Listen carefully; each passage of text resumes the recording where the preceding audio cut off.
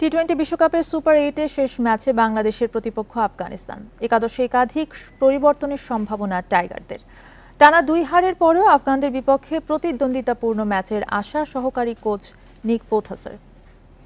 এ নিয়ে আলোচনা করতে রাজধানীর বারিধারা থেকে আমাদের সাথে আছেন জাতীয় দলের সাবেক ক্রিকেটার ইশতিয়াক আহমেদ। আপনাকে স্বাগত জানাচ্ছি ইন্ডিপেন্ডেন্ট সংবাদে। শুরুতেই জানতে চাইবো, কাল কি বাংলাদেশ জিতবে বলে আশা করা যায় এবং একাদশে আসলে এবার কোথায় কোথায় পরিবর্তন জরুরি? ধন্যবাদ। আশা তো করা যায় অবশ্যই। বাংলাদেশ আফগানিস্তানের মধ্যেকার যদি আমরা হেড টু হেড দেখি, এখানে বাংলাদেশ এগিয়ে রয়েছে এবং এই ওয়ার্ল্ড কাপে আফগানিস্তানের দুইটা দলকে হারিয়েছে বটে। আফগানিস্তানের দুইজন প্লেয়ার ছাড়া আমরা কিন্তু খুব বেশি, এবং একজন ফাস্ট বোলার ফারুকি ছাড়া সবাইকে কিন্তু আমরা ওরকম পারফর্ম করতে দেখিনি। ইয়েস, রাশিদ খানও উইকেট পেয়েছে, কিন্তু সব ব্যাটসম্যানরা কিন্তু স্কোর করেনি। বাংলাদেশের অপরদিকে বাংলাদেশের বোলাররা আধিপত্য বিস্তার করেছে প্রত্যেকটা খেলাতেই। কেবলমাত্র লাস্ট খেলাতে তাসকিন হয়তো ছিল না, বাট আগামীকালের খেলাতে আমার মনে হয় যে প্রথম থেকেই তারা চেষ্টা করবে পাওয়ার প্লেটার অ্যাডভান্টেজ নিতে, যেটা এখন পর্যন্ত করেনি। লিটন এবং তানজিদ তামিমকে দিয়েই ওপেন করাবে কি না জানি না, বাট আমার কাছে আমি মনে করি যে এই অ্যাটাকটাকে সত্যিকারে মানে মারমুখী ভূমিকা অবতীর্ণ যদি কেউ হতে পারে। এখন পর্যন্ত সে খেলে নেই খুব বেশি, এবং যাই খেলেছে খুব সুবিধা করতে পারেনি, তবে তার হাতে মারেছে। আমি মনে করি সৌম্য সরকার এবং তানজিদ তামিমকে যদি খেলানো যায় ওপেনিং এ, আমি মনে করি এটা মন্দ হয় না। লিটন নিচে নামতে পারে, লিটন অবশ্যই খুব ভালো কিপিং করছে, সুতরাং তার জায়গাতে অবশ্যই নিশ্চিত। এদিকে হয়তো জাকের আলী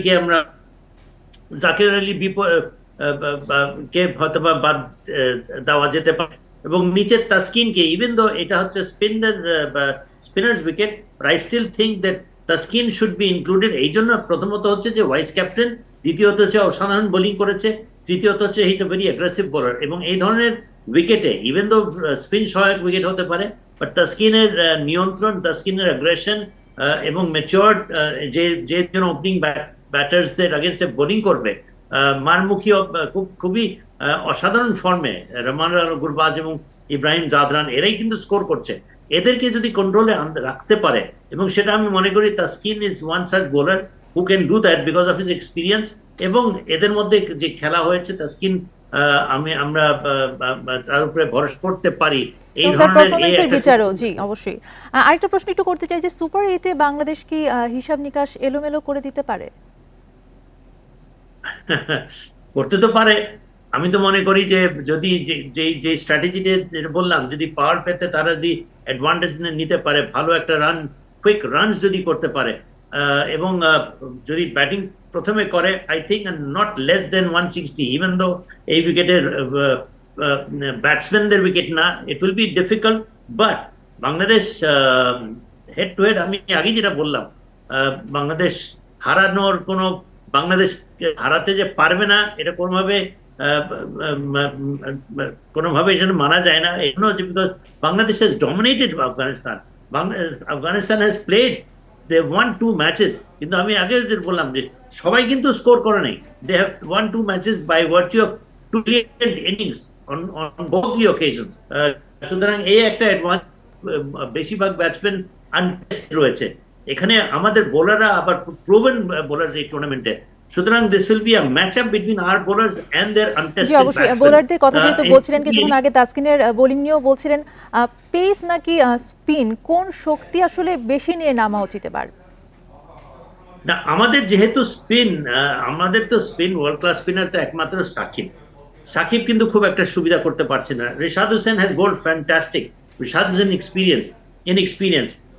আর রয়েছে কে? আর রয়েছে Sheikh Mahedi is one bowler 4 ওভারের জন্য, তার উপরে কতখানি আমরা নির্ভর করতে পারি, এই উইকেট থেকে কতখানি বা সে স্পিন আদায় করতে পারে। আমি বরং I would go for experience bowler in Taskin, even if এই উইকেটটা। আরেকটা বিষয় যদি আমি একটু ছোট করে জানতে চাই যে আফগানিস্তানের থেকে আসলে বাংলাদেশ কোন কোন দিক থেকে দুর্বল? আমার মনে হয় যে ওপেনিং ব্যাটিং যদি আমরা দেখি, আপনি দেখেন Rahman Gurbaz, Ibrahim Zadran perhaps the best opening pair in this whole world. এবং এখন আমাদের প্লেয়াররা, আমাদের ওপেনিং ব্যাটার্সরা কিন্তু 2-3 ওভার বেশি টিকছে না। এইখানেই আমাদেরকে একটা কিছু একটা চমক দেখাতে হবে। আমার মনে হয় পাওয়ার প্লেতে যদি আমরা 40 রানের মতো যদি আমরা করতে পারি, যেটা হয়তোবা এই মুহূর্তে আমাদের অনেক বেশি প্রয়োজন। জনাব ইশতিয়াক আহমেদ, আপনাকে অসংখ্য ধন্যবাদ আমাদেরকে সময় দেওয়ার জন্য।